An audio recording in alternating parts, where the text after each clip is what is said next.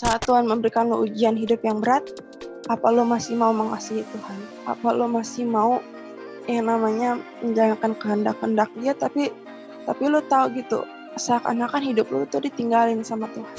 Saat kita telah diuji oleh Tuhan dan kita tetap bersabar, tetap dapat melewati semuanya itu, Tuhan datang, Tuhan memeluk kita, Tuhan pun kembali kepada kita untuk memberikan kita semangat, untuk merangkul kita kembali, sebagai tanda kalau kita sebagai anak-anak Tuhan yang telah berhasil. Oke, tema gue hari ini judulnya Allah bekerja. Kita buka di Roma 8 ayat 28 ya kawan-kawan. Roma 8 ayat 28. Kita tahu sekarang bahwa Allah turut bekerja dalam segala sesuatu untuk mendatangkan kebaikan bagi mereka yang mengasihi Dia, yaitu bagi mereka yang terpanggil sesuai dengan rencana Allah. Teman-teman, saat Tuhan menciptakan kita di dunia ini, Tuhan nggak serta-merta meninggalkan kita begitu aja, melewati segala pencobaan dan permasalahan hidup kita ya kawan-kawan. Allah turut bekerja dalam segala aspek kehidupan kita. Allah turut bekerja dalam segala sesuatu. Apa sih yang dimaksud dalam segala sesuatu ini? Segala sesuatu yang dimaksud dalam firman ini yaitu segala kondisi dan situasi hidup kita. Mau baiknya, mau saat kondisi kita lagi fine-fine aja, lagi bahagia, ataupun saat kondisi kita tuh lagi terpuruk, lagi bener-bener down. Mungkin saat ini beberapa di antara kita mungkin merasa kalau kita berada di titik terendah dalam kehidupan kita. Kita merasa kalau apa sih yang gue kerjakan kok nggak pernah berhasil. Mau dalam mungkin dalam perkuliahan kita, dalam pekerjaan kita, ataupun dalam relationship kita sama orang-orang sekitar kita, kok rasanya akhir-akhir ini lagi terpuruk, lagi down banget teman-teman.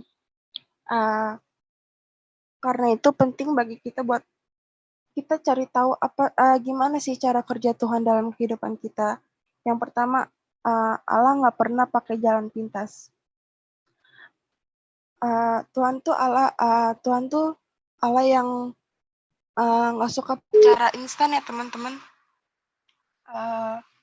Tuhan, kalau kamu masih merasa hidup kamu gini-gini aja, kok permasalahan gue nggak selesai-selesai ya? Kok permasalahan hidup gue kok nggak kelar-kelar?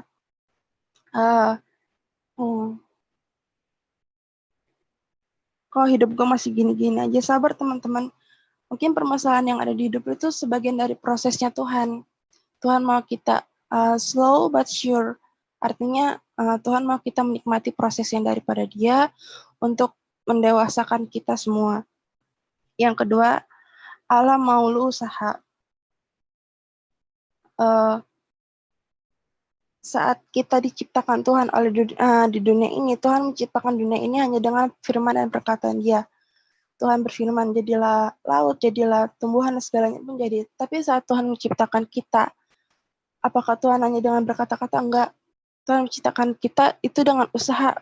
Dia menciptakan kita dari debu dan tanah, membentuk kita, membentuk kepala, membentuk tangan dan kaki kita. Itu semuanya nggak instan, guys. Tuhan mampu loh. Jadilah Michael, jadi Michael. Jadilah Rianti, jadilah Rianti. Tapi Tuhan menjadikan kita sangat sedetail-detailnya. Tuhan membentuk manusia dari debu dan tanah dan mengembuskan nafas itu nggak instan. Makanya di dalam hidup kita pun Tuhan nggak mau kita hidup secara instan.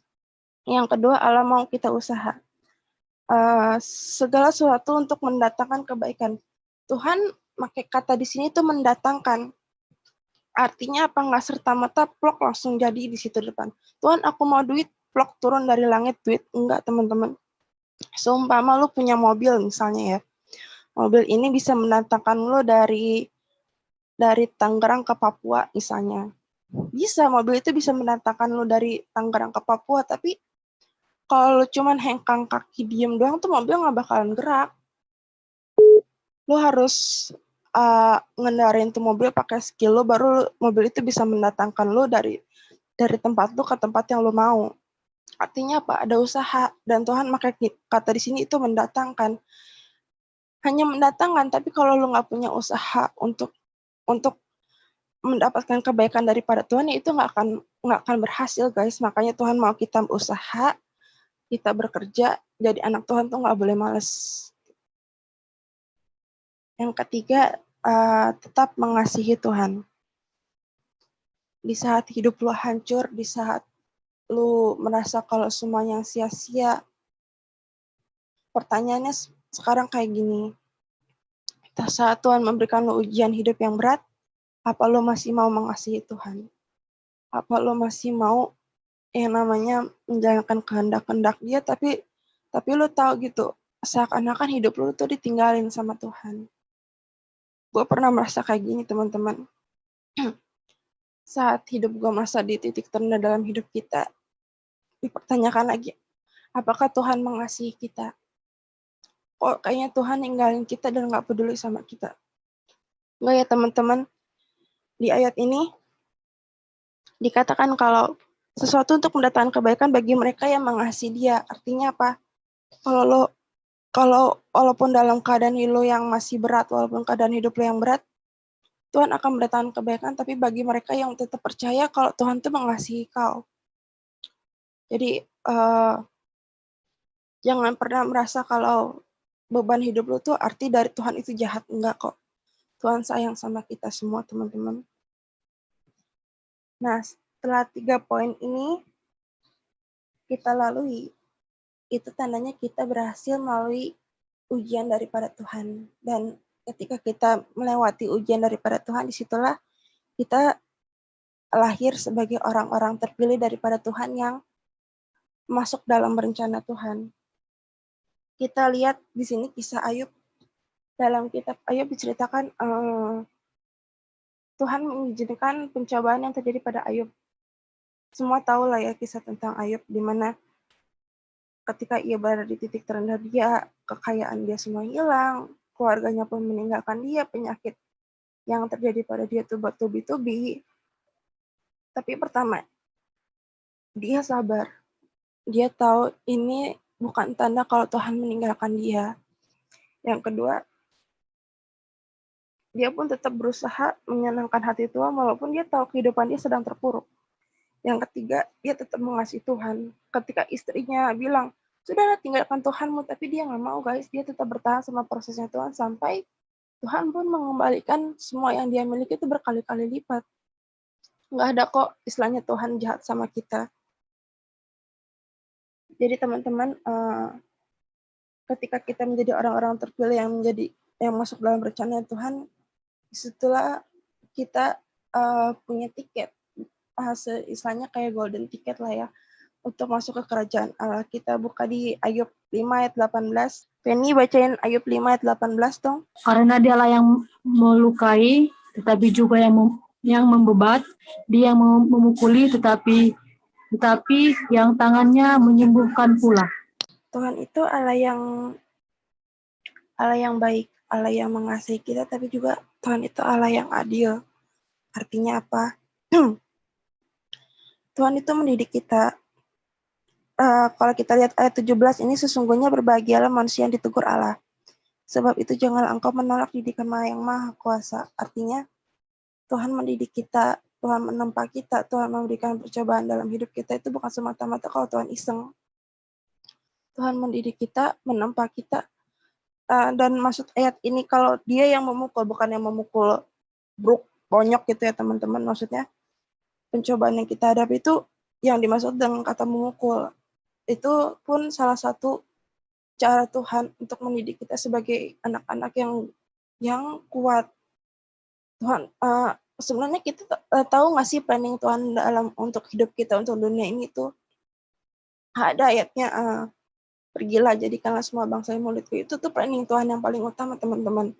Tuhan mau kita sebagai anak Tuhan itu menjadi dampak. Makanya setiap permasalahan yang ada di hidup kita itu dijadikan Tuhan sebagai ujian buat kita. Sebagai anak-anak yang nggak goyah, yang pantang menyerah. Nah, setelah dia yang memukul kita, tetapi tangannya yang menyembuhkan pula. Saat kita telah diuji oleh Tuhan dan kita tetap bersabar, tetap dapat melewati semuanya itu, Tuhan datang, Tuhan memeluk kita, Tuhan pun kembali kepada kita untuk memberikan kita semangat, untuk merangkul kita kembali. Sebagai tanda kalau kita sebagai anak-anak Tuhan yang telah berhasil melalui semua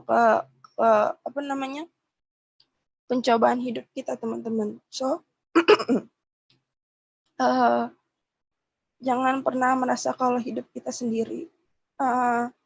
Gue tahu mungkin ketika kita curhat tentang masalah kita ke orang lain, mungkin respon orang-orang sekitar kita mungkin jauh daripada ekspektasi kita.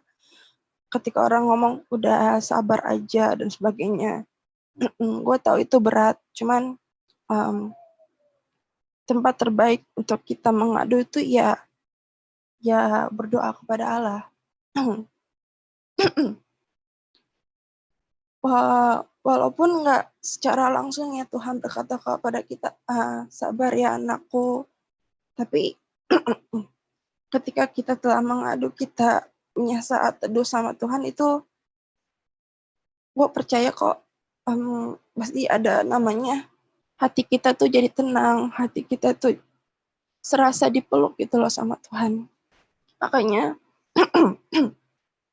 ketika kita merasa hidup kita down tuh tempat terbaik untuk kita mengadu ya berdoa, teman-teman. Jangan langsung yang namanya bikin status, aku galau begini-begini. Terkadang manusia itu cuma kepo sama masalah kita, tapi nggak punya maksud untuk yang namanya memberi solusi dan kayak mengurangi beban kita. Nggak salah sih, cuman cara tertepat dan terbijak ketika anak Tuhan seperti kita punya masalah itu ya mengadu sama Bapak kita. So teman-teman, jangan merasa jadi orang yang gue nggak berguna di dunia ini, gue hidup pun kayaknya cuma masalah doang yang datang ke gue. Tapi kita percaya kalau Tuhan nggak akan memberikan masalah yang melebihi kemampuan kita. Ketika masa lalu lebih besar daripada orang-orang sekitar lo, berarti Tuhan tahu kalau kekuatan dan kemampuan lo tuh jauh lebih besar daripada orang-orang sekitar lo. Jadi seharusnya lo yang merasa hidup lo, perasaan hidup gue flat aja. Orang-orang sekitar gue kok punya masalah, kok hidup gue gini-gini aja ya. Justru itu yang harus dipertanyakan. Kenapa hidup lo seakan-akan nggak dipakai Tuhan. Bukan berarti kalau lo yang punya masalah banyak, lo harus senang sih, nggak gitu juga teman-teman. Tapi setiap permasalahan yang ada di hidup lo bukan artinya Tuhan benci sama lo. Itu cara Tuhan untuk mendewasakan lo. Istilahnya seorang nahkoda. Ya supir kapal laut lah ya misalnya. Namanya apa gitu lupa. Nahkoda ya. Nahkoda yang handal itu ketika seorang nahkoda itu mampu melewati ombak-ombak badai-badai laut yang besar. Ketika ia berhasil membawa kapalnya sampai ke tempat tujuannya dengan selamat, itulah ia dinamakan sebagai nahkoda yang handal, nahkoda yang terlatih. Jadi teman-teman tetap stay sama prosesnya Tuhan, jangan mau asal cepat, asal instan aja.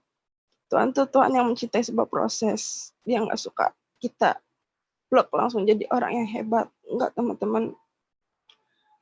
Idola kita yang kita punya idola lah ya. Punya orang yang kita fans gitu kan. Dia menjadi orang yang hebat bukan serta-merta dengan cara instan ya teman-teman. Tetap ada proses dalam hidup dia yang menjadikan dia orang yang besar. So, kalau kita mau jadi orang yang besar, jadi orang yang Tuhan andalkan, ya nikmati prosesnya Tuhan.